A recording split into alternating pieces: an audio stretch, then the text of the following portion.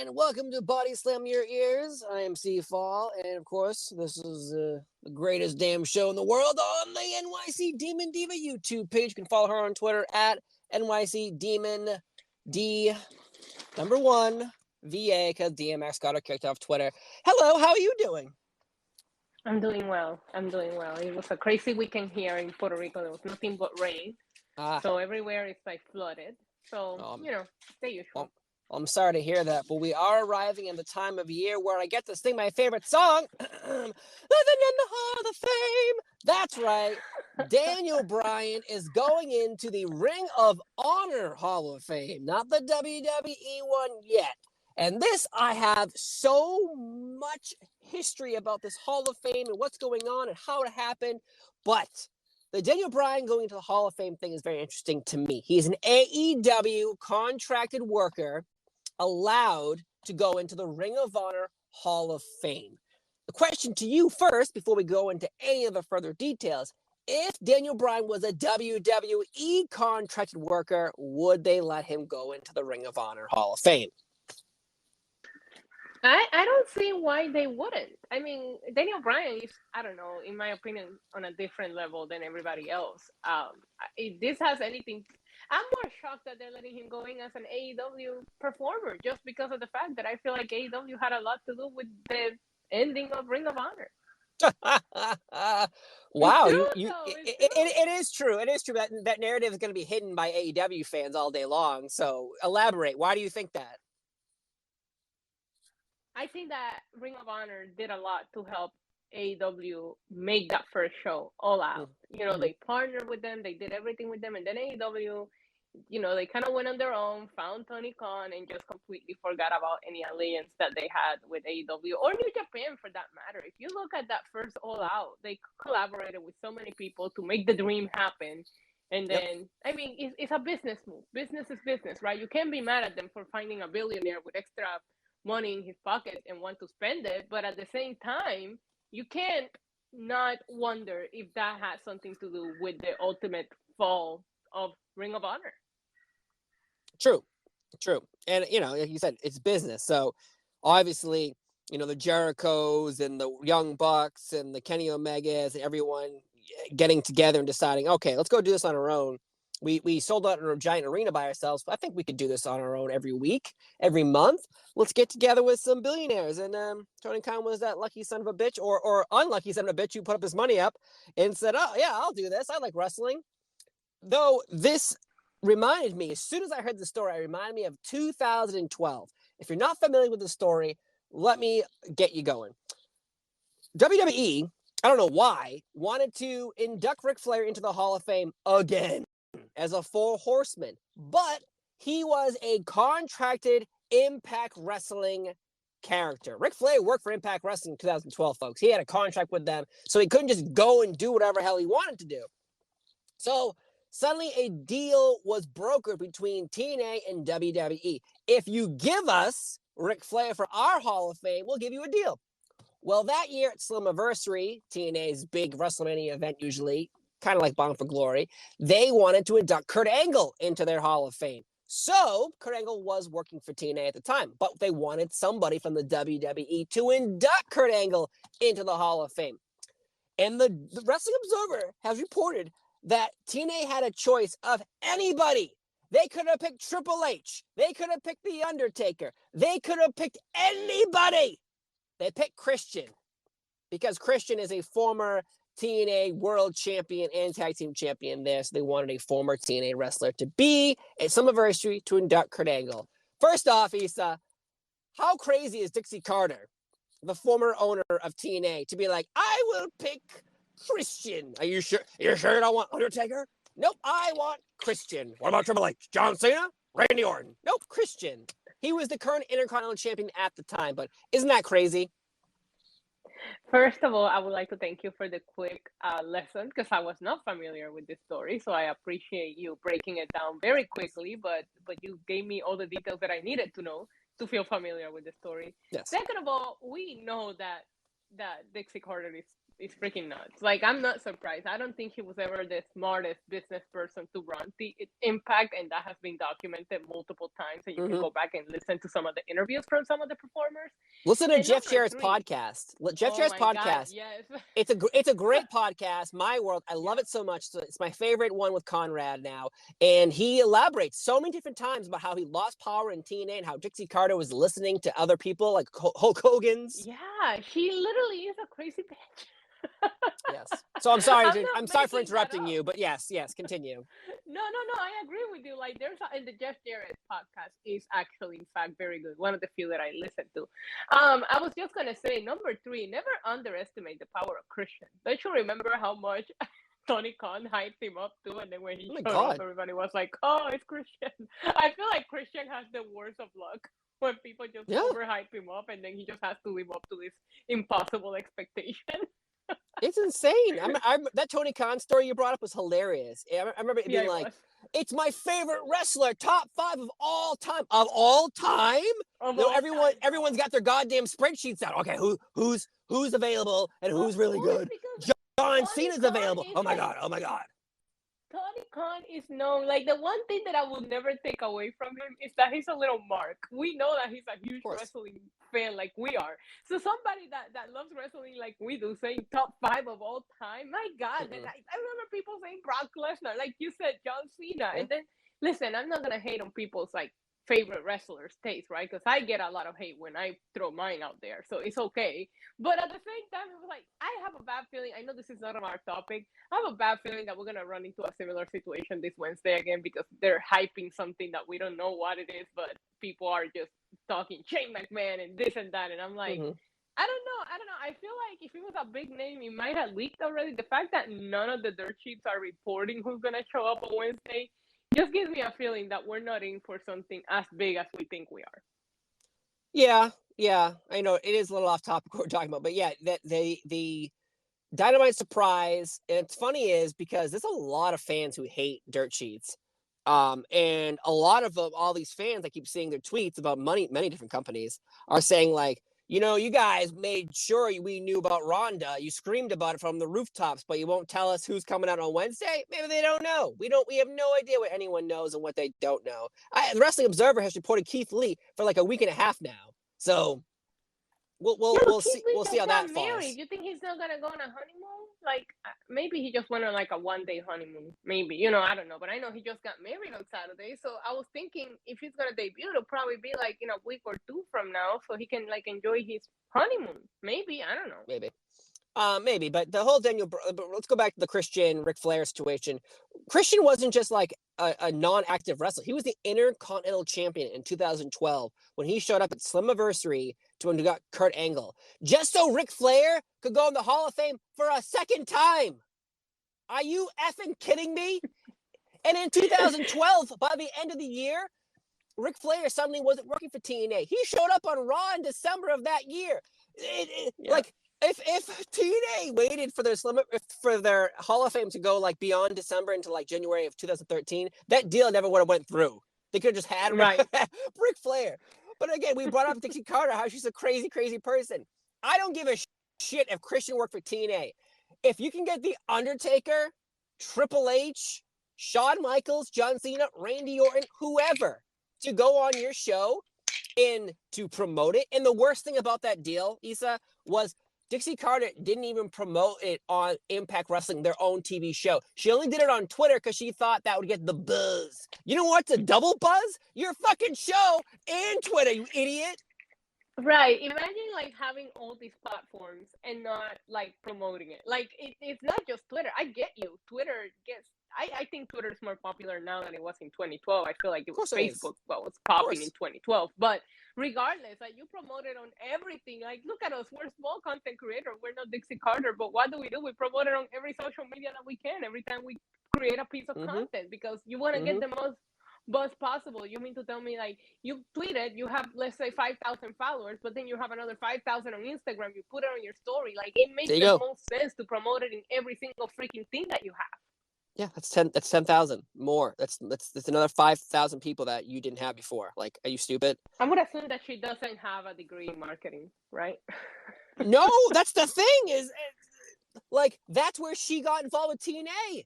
That's how she got involved. Jeff Jarrett went to a company to help market TNA, and So, she was the goddamn person who worked for that company. That's how she got involved. Yeah. oh my god. I know. I'm She not. had I've a been marketing watching. background. I wish I remember the name of this YouTube channel. If I remember, I will add it to the comments when we post this video. But there is a YouTube channel that I have been watching that's been doing like a lot of like going back into like the Impact glory days and just like recapping. And Mm-hmm. Impact really was special. I wasn't watching wrestling during that period of time. It's just amazing to me that it took kind of like one person to kill the momentum that they had going. And now you're telling me about some decisions that were made, such as this one, and I'm not mind blown now anymore that it went downhill. Right. And Daniel Bryan, the whole Ring of Honor thing, I think, obviously AEW, we saw Tony Khan even tweet about it on Friday night saying, oh, the forbidden door. And now everyone is actually sick Oh of my that term. god. They hate that term. Yeah, because it's being used so it's not used the right way anymore. Right. The forbidden door to me was like a contracted worker for another company coming to work on your show. That to me Exactly. is To how the me, if forbidden you're a door release, works. right, if you're a release whose 90 days, 30 days are up, if you're a free agent, that is not a forbidden door. It's No. not. Because that person is available to work anywhere. Right? Yeah.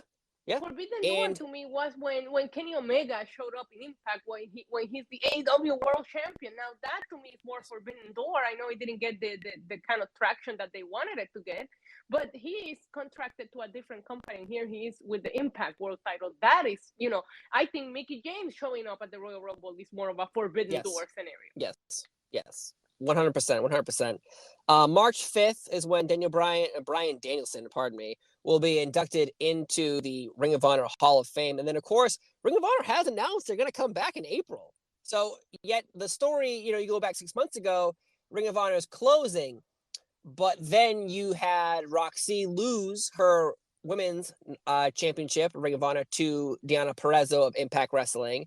John Grisham has been all over the place, but he has been in Impact Wrestling defending the Ring of Honor championship. So they never actually like killed those titles, but they stopped, producing new TV shows and new Right, but they did episodes like announce they that. have a special coming. So imagine them like AEW and Ring of Honor making some kind of deal to where we see Bryan show up at their April special. That would be pretty awesome. I think on a personal level, I think Bryan should be inducted into every freaking wrestling Hall of Yes, Fame that exists.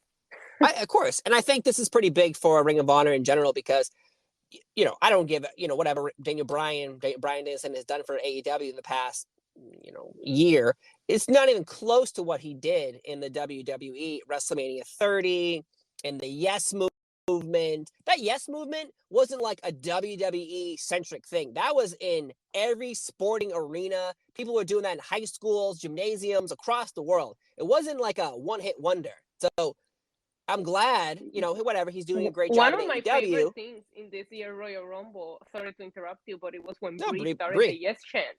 Because it brought me back to those days. Honestly, in my saved YouTube videos that I go back and watch here and there, that video package that they made for Daniel Bryan with the song Monster right before one of the best ones WWE has ever done. And if somebody's not familiar with the story, that's what I send them to watch. Yep. No, that was one of the best. And that was kind of the whole path for Daniel Bryan in WWE was, hey, he's a small wrestler and he'll do small wrestler things. He'll be a Tyson Kidd type character. He'll be a Sin Cara, do some flippies.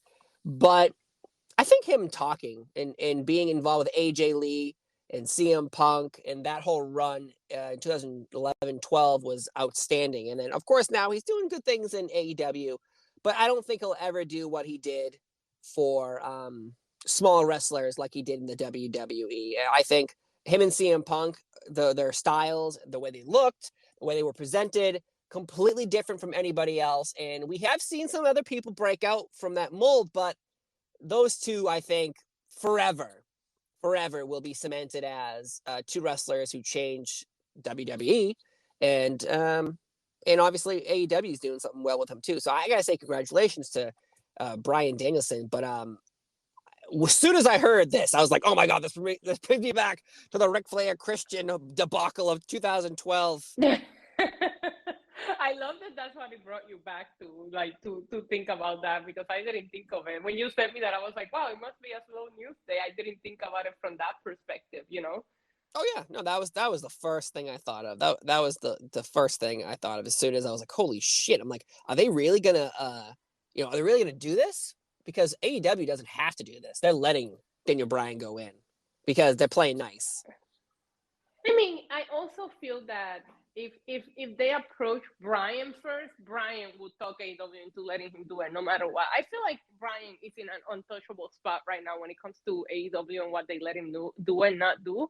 I think he's one of the people that are actually moving the needle for them. I think he's doing some of the best work we've seen him do. I am enjoying the shit out of AEW's Bryan. Probably You is bringing not that? my favorite Bryan.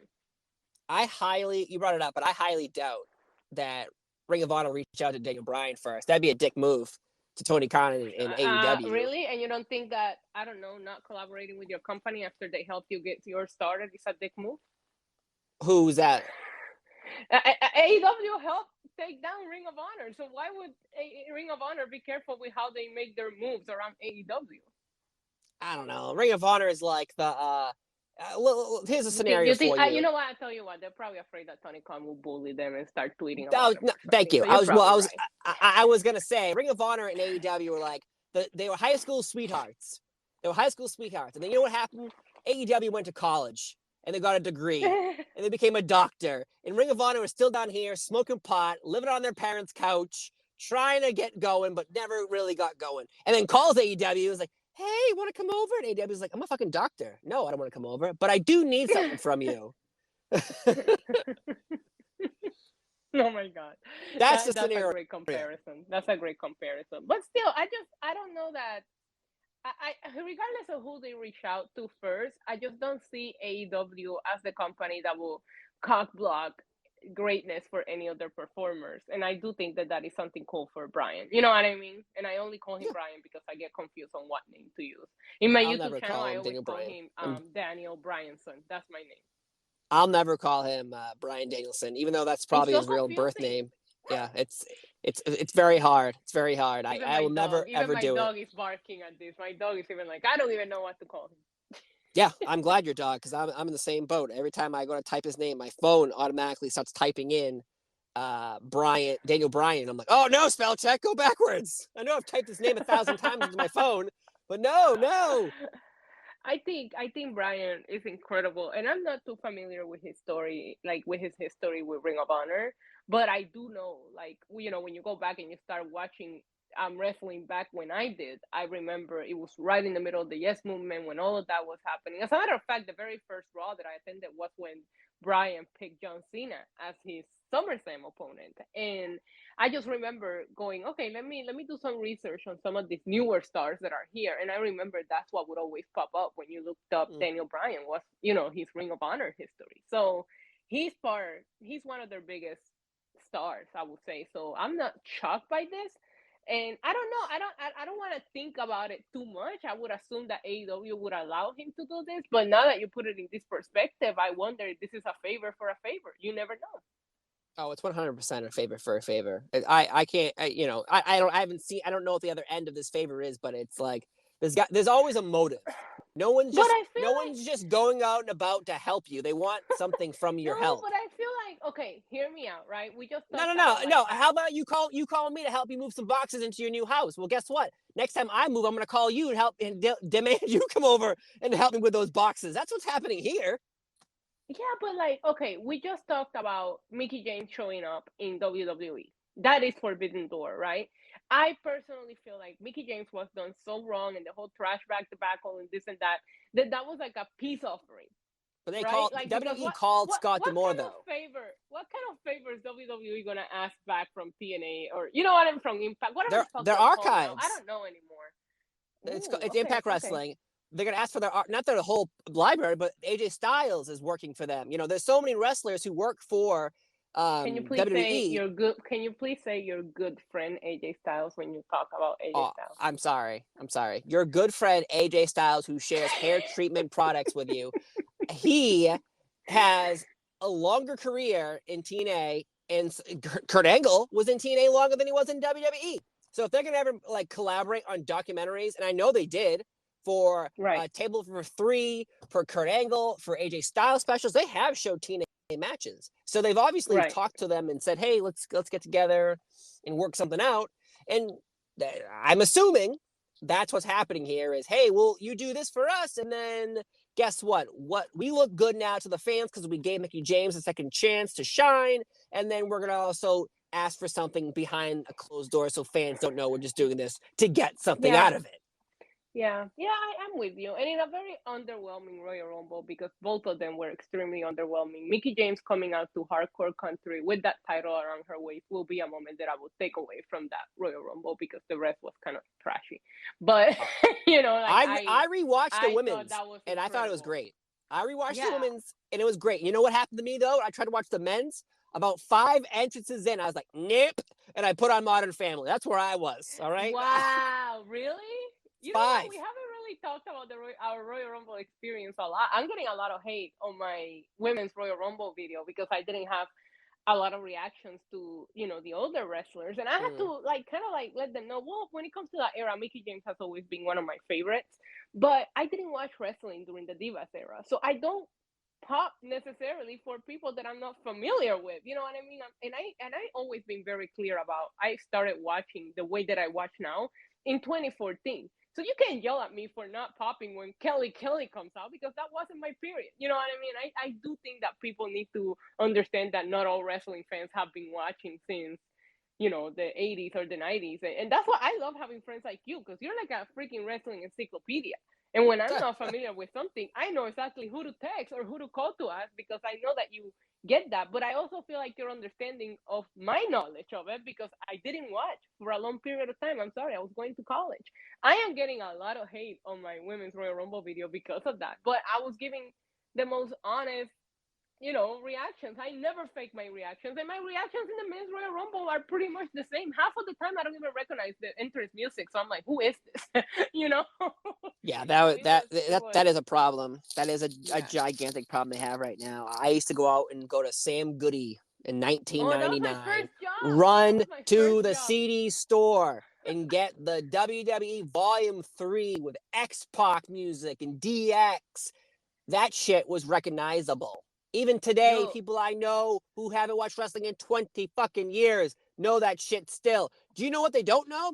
When it's bam, because I'm like, what the hell? and they Whose music is and they this? Who is happen this? so randomly, like they just change their theme music, and it's just like you don't even realize. Like when Shayna Baszler came out at number 30, it took me like a minute when they put the name on the screen. I was like, wait, what? When did this happen? Because we also haven't seen her on TV, so it's like, how are we supposed to recognize her, you know? And listen, that's a whole different show. We could literally have a whole show about the issue with the theme music in WWE now, because look at that, is the one thing that I will give AEW an A+ on. When they are invested in a character, they give them an entrance song that you're going to remember. And even when they can't get the song that they want, which is the case with who we're talking about, Bryan, they wanted to get his other song and it was going to be too expensive. His entrance song right now is probably my favorite. Him and Hooks, I pop for every time. The AEW is doing a very good job with their entrance music. WWE needs to take some lessons. Well, we could go a whole podcast about the music, why it's changing, but it's pretty much because the companies he used to work for, CFO and Jim Johnson, have the rights to all those songs, and a certain time frame needs to get those out of there. So you can't just, you can't just play them all day long because, like, for instance, before we're gonna wrap it up in a second, GCW, their event at the Hammerstein Ballroom, they Yeah. played copyrighted music the whole damn time, Yeah. and that I was was great. like, It was how are great. they getting It was away great. with this? But now, so that's why I'll tell you how they got away with it, because it's no distribution rights. It's ECW Right. all over again. They can't sell the DVD. If they make a DVD or they repost that somewhere, that's all cut out. You're going to watch that again the second time around, it's all going to be missing. It's not going to have the same feeling, because it's live on air. They didn't promote it. So now it's playing, But if it ever shows up again, they're gonna get their asses sued. Yeah, you can like do. You can 2 do what seconds. us YouTubers do. Make sure you keep it under 10 seconds so you don't get in trouble. Right. That's a good point too. No, but I'm just saying, you are reporting $1 billion in revenue, which is mind blowing to me. Good for them; they are making money, which goes to show you why they're not invested into anything. And you mean to tell me you can't afford $1 million or $2 million in a couple of really good entrance songs for people that you're invested in? Yeah, because you know why? Because the music doesn't change the fact that they made $1 billion in revenue. That's why. You're absolutely right. We were just talking earlier about it. When it's business is business and nothing else matters. But I feel like what really connects us to a wrestler, like a lot of the experience starts with that entrance music. I am still pissed off about the last great song that I thought was left was Damian Priest. I loved his Archer entrance song. And now I don't know what the hell this is. And it's not that bad. But when you had a song that was great, doesn't matter what you give him after that, you know? It's true, but folks, the show is over now because I'm going to get a little angry about more music if I keep talking about it. But thank you so much for being here. I've been Steve Fall. You can follow me on Twitter at Steve Fall. You can follow Issa on hers, NYC Demon D1VA, because DMX got her booted off Twitter. Thank you so much for being here. Subscribe, hit that notification button. We end the show the same we do every time. How do we do that? Adios. Adios.